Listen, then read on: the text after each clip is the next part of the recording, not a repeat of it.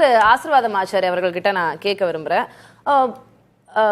பிரதமருடைய அப்பாயின்மெண்ட் அப்படின்றது மற்ற மாநில முதலமைச்சர்கள் கேட்டாலும், ஏன் கூட்டணியில இருக்கிற முக்கிய தலைவர்கள் கேட்டாலுமே பிரதமருடைய பிஎம்ஓ ஆபீஸ்ல அப்பாயின்மெண்ட்ன்றது அவ்வளோ எளிதாக கிடைத்து விடாது. முதலமைச்சர் இன்றைக்கு அப்பாயின்மெண்ட் கேட்டிருக்கிறாரு, பிரதமர் இசைவு கொடுத்திருக்கிறாரு. இருவரும் தனிப்பட்ட முறையில சந்திக்கும் போது இந்த மாதிரி விமர்சனங்களுக்கு அது வித்திடுகிறது. ஒருவேளை பாரதிய ஜனதாவுக்கும் அந்த தேவை இருக்கிறதா, திமுகவை அனுசரிச்சு ஒரு சாஃப்ட் அப்ரோச் கொடுக்க வேண்டிய தேவை இருக்கிறதா அப்படின்ற விமர்சனங்கள், அந்த சந்தேக பார்வையெல்லாம் எழுப்பப்படுது. திரு ஆசீர்வாதம், உங்களுடைய பார்வை. வணக்கம் மேடம்.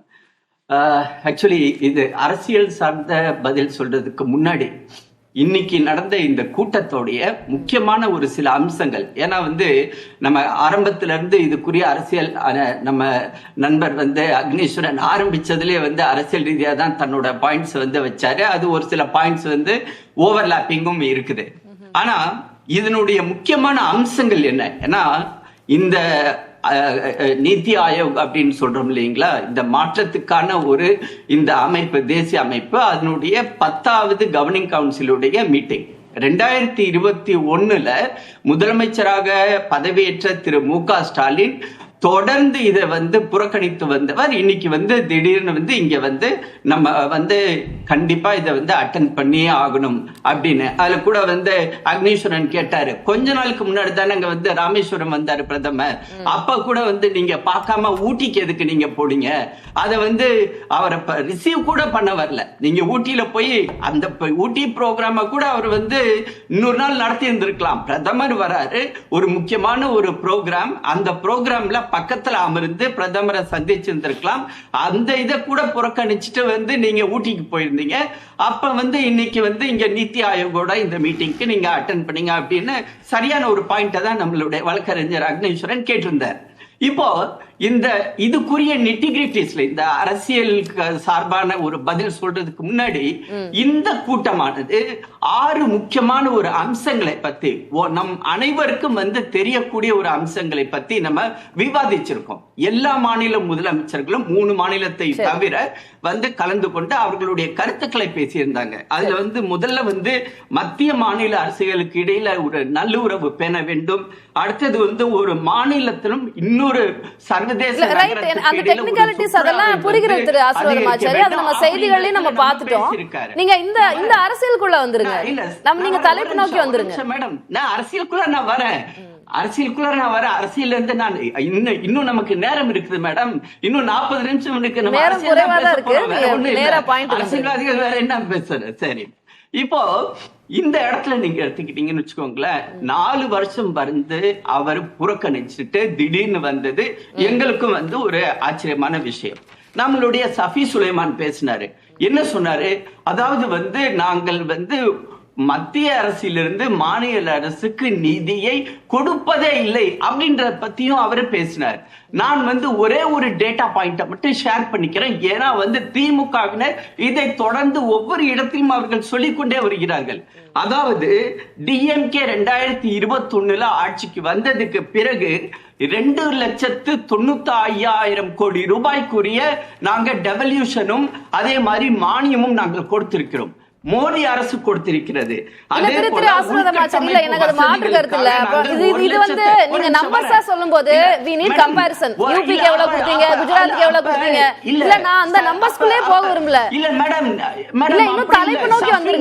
கேட்டதுக்கு நான் பதில் சொல்லி நானே இன்னொரு கேள்வி கேட்க வேணேன். தலைப்பு நோக்கி நான் எங்க போறது? ஒரே ஒரு கேள்வி, அதுக்கு மட்டும் பதில் சொல்லுங்க. அதுக்கு மட்டும் பதில் சொல்லுங்க. ஜிடிபில வந்த வருவாயில தமிழ்நாட்டுக்கு எவ்வளவு கொடுக்குறீங்க, பீகாருக்கு எவ்வளவு தர்றீங்க, அத மட்டும் சொல்லுங்க பாப்போம். இந்த நம்பர் நீங்க சொல்றீங்க இல்லையா, நானும் நம்பருக்கு வரேன், அத சொல்லுங்க பாப்போம். அப்ப 2,12,000 கோடிக்கு மேல தமிழ்நாட்டுக்கு நீங்க இன்னும் கொடுக்காத, அத பத்தி பேசுவோம். அதையும் பேசுவோம். கொஞ்ச நேரம் நான் சொல்றதையும் காது கொடுத்து கேளுங்க. இப்ப பிரதமர் முக்கியமான ஒரு இல்ல நான் போய் பேசலங்க. நான் இல்ல, எதுக்கு இல்ல. போய் பேசணும்? நான் நான் வந்து பார்த்து ஒரு நீங்க பேசுங்க ஒரு சார். தேசிய நீங்க கட்சியை பேசுங்க. வந்து நான் வந்து அப்புறம் நான் சொல்றதுக்கு சேர்த்தே பதில் சொல்லலாம் நீங்க. சார் இல்ல நீங்க 2,12,000 சொன்னதை பத்தி ஒண்ணும் சொல்லல. நீங்க 2,12,000 கோடி பத்தி பேசுங்க. அப்ப அதையும் பேசுங்க. சார் அவர் நேரலையில இருக்காரு. நீங்க ஓவர்லாப் பண்ணீங்கன்னா கஷ்டம். ஒரு நிமிஷம் நீங்க பேசுங்க சார் சீக்கிரம். பேசுறதுக்கு எனக்கு என்னுடைய டயத்துல நான் பேசிட்டு இருக்கிறேன். அதாவது மாநில முதலமைச்சர் வந்து ஒரு அருமையான பாயிண்ட் சொன்னாரு. அதாவது கங்கை நதியை வந்து எப்படி நீங்க சுத்தப்படுத்துறீங்களோ அதே மாதிரி காவிரி, வைகை, தாமிரபரணியை வந்து சுத்தப்படுத்துங்க அப்படின்னு கேட்டாரு. அருமையான ஒரு பாயிண்ட். ஏன்னா இவங்க வந்து மத்திய அரசுடைய திட்டங்கள் எல்லாமே சரியான திட்டங்கள் அல்ல அப்படின்னு சொல்லிட்டு இன்னைக்கு அதே 3 நதிகளை வந்து சுத்தப்படுத்தி கொடுங்க அப்படின்னு கேட்டிருக்காரு. கண்டிப்பா அது வந்து பரிசீலனை செய்யப்படும். அதுக்குரிய திட்டங்கள் நீங்க கொஞ்சம் காது கொடுங்க. இப்ப நான் நேரடியா ஒரு கேள்வி கேட்டேன். என்னன்னா திமுக ஒரு சாஃப்ட் கார்னர், ஒரு சாஃப்ட் அப்ரோச் வச்சிருக்குதா மத்திய அரசு நோக்கி அப்படின்ற கேள்வியை நான் திரு சஃபி அவர்களுக்கு முன் வச்சேன். நான் உங்ககிட்ட கேட்டது திரு அக்னி வச்ச அதே கேள்விதான்.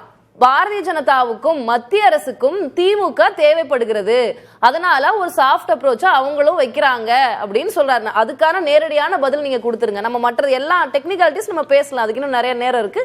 நீங்க இதுக்கான பதில் சொல்லுங்க.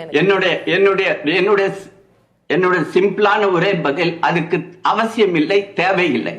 இது வந்து வெறும் கற்பனை தான். எங்களுக்கு வந்து திமுகவுடைய ஆதரவு தேவையே கிடையாது. எங்களுக்கு தேவையான லோக்சபால தேவையான நம்பர் எங்கள்கிட்ட இருக்கிறது. திரு சந்திரபாபு நாயுடு எங்களோடு இருக்கிறார், நிதிஷ்குமார் அவர்கள் எங்களோடு இருக்கிறார்கள்.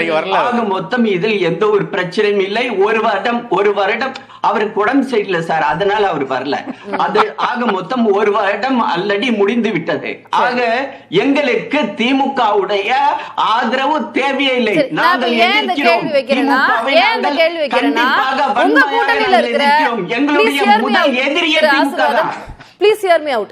எதுக்கு அந்த கேள்வி வைக்கிறேன் அப்படின்னா, உங்க கூட்டணியில இருக்கிற எதிர்க்கட்சி தலைவர் இங்க எடப்பாடி பழனிசாமி சொல்கிறார், வெள்ளை குடை காட்டுகிறார் ஸ்டாலின், இணக்கமா போறதுக்கு முயற்சிக்கிறார் அப்படின்ற இந்த விமர்சனங்கள்லாம் வரும்போது அதற்கு ஏன் இடம் கொடுக்கணும்? பாரதிய ஜனதா நிராகரிச்சிருக்கலாம். இன்னைக்கு பிஎம்ஏ ஆபீஸ்ல இருந்து நேரம் கொடுக்காம இருந்திருக்கலாம், முதலமைச்சரை தனிப்பட்ட முறையில சந்திக்காம இருந்திருக்கலாம், நிதி ஆயோக்ல எல்லாத்தையும் சேர்ந்து சந்திச்சிருப்பா, ஒன்னாவே சந்திச்சிருந்திருக்கலாம். அந்த தனிப்பட்ட சந்திப்பு அப்படிங்கும் போது அந்த கேள்வி வருது. மேடம், அதாவது இந்த சந்திப்பு எங்க நடந்துச்சுன்னு உங்களுக்கு தெரியுமா? பாரத் மண்டபத்துல எந்த இடத்துல இந்த நீத்தி ஆயோகுடைய ப்ரோக்ராம் நடந்துச்சோ அந்த இடத்துலயே நடந்த ஒரு மீட்டிங். அந்த மீட்டிங்ல பக்கத்துல கைய பிடிச்சிட்டு சந்திரபாபு நாயுடு நின்றுட்டு இருந்தாரு. இது 1-to-1 மீட்டிங் கிடையாது. சவுத் பிளாக்ல நடக்கல இந்த மீட்டிங். அந்த மீட்டிங்ல இடையில நடந்த இன்டர்வெல்ல எல்லா முதலமைச்சர்களையும் அவர் பார்த்து பேசிக்கிட்டு இருந்தாரு. ஜார்க்கண்டோடைய முதலமைச்சரையும் பார்த்து, அவர் சொரேன் அவரையும் பார்த்து பேசிக்கிட்டு இருந்தாரு. ஆக இது வந்து 1-to-1 மீட்டிங் கிடையாது.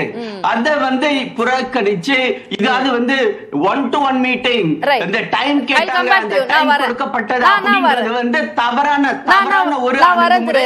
அது மாதிரி நடக்கவே இல்லை. ஒரே ஒரு கிளாரிபிகேஷன் அது நான் செஞ்சாகணும். ஏன்னா மீண்டும் மீண்டும் வந்து இது கட்டமைக்கப்படுது. 4 முறை திமுக அல்லது முதல்வர் புறக்கணித்தார் சொல்றதே தவறு. 4 முறையெல்லாம் புறக்கணிக்கவில்லை. முதல் முறை அவங்களே ஒப்புக்கொள்கிறாங்க. அது கோவிட் டைம்ல வந்து போக வேண்டிய அவசியம் இல்லைங்கிறது நமக்கு எல்லாருக்குமே தெரியும். 2வது முறை கலைஞருடைய நினைவு நாள் ஆகஸ்ட் 7, அது எல்லாருக்கும் நினைவு இருக்கும்னு நினைக்கிறேன். அதுக்கு வந்து என்னால் வர முடியாதுங்கிற ஒரு விஷயத்த சொன்னாரு. தமிழ்நாடு அரசு சார்பா வந்து என்னுடைய நிதியமைச்சர் வருவார்னு சொன்னாங்க. அப்போ இருந்த நிதியமைச்சர் மேல அவங்களுக்கு என்ன பிரச்சனைன்னு தெரியல, வேணான்னு சொன்னாங்க. 3வது முறை அவர் ஸ்பெயினுக்கும் ஜப்பான் சென்று இருந்தார், அதனால வரல. இதுல புறக்கணிப்பு என்பது ஒரே முறை, அதுக்கு சென்ற முறை மிக தெளிவாக சொல்லப்பட்டது. பட்ஜெட்ல தமிழ்நாடுங்கிற பெயர் கூட இல்ல, தமிழ்நாடுங்கிற ஒரு வாசகம் கூட பட்ஜெட்ல இல்ல. அப்போ நாங்க நேஷனல் இன்ஸ்டிடியூட் ஆஃப் டிரான்ஸ்ஃபார்மிங் இந்தியால வந்து நாங்க என்னதை செய்ய போறோம்னு நாங்க கேட்டோம். பட் இன்னைக்கு நீங்க எப்போ கல்வியில வந்து கைய வச்சீங்களோ, பள்ளி கல்வியில எப்போ கைய வச்சீங்களோ, அப்போ இதுக்கான தேவை அவசியம் வருகிறது.